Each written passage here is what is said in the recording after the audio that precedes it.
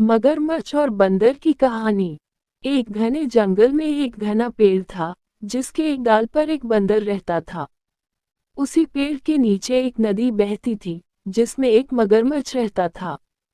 बंदर और मगरमच्छ के बीच दोस्ती हो गई थी। बंदर रोज मगरमच्छ को मीठे मीठे फल तोड़कर देता था और मगरमच्छ बड़े चाव से खाता था। मगरमच्छ ने अपनी दोस्ती की बातें अपनी पत्नी को भी बताईं।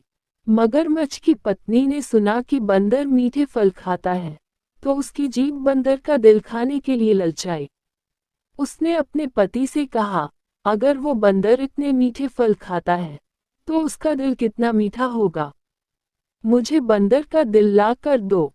मगरमच्छ पहले तो हिचकिचाया, लेकिन फिर उसने सोचा कि अपनी पत्नी की खुशी के लिए उसे ये करना चाहिए। अगले दिन मगरमच्छ ने बंदर से कहा, मित्र, क्यों न तुम मेरे साथ मेरी पत्नी से मिलने चलो। वो भी तुम्हारे फलों के स्वाद के बारे में सुनना चाहती है।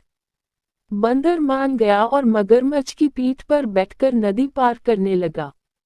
लेकिन बीच नदी में पहुंचकर मगरमच्छ ने बंदर से कहा, मुझे तुम्हारा दिल चाहिए, मेरी पत्नी इसे खाना चाहती है।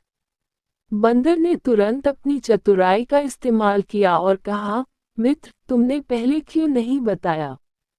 मेरा दिल तो उस पेड़ पर ही रह गया है।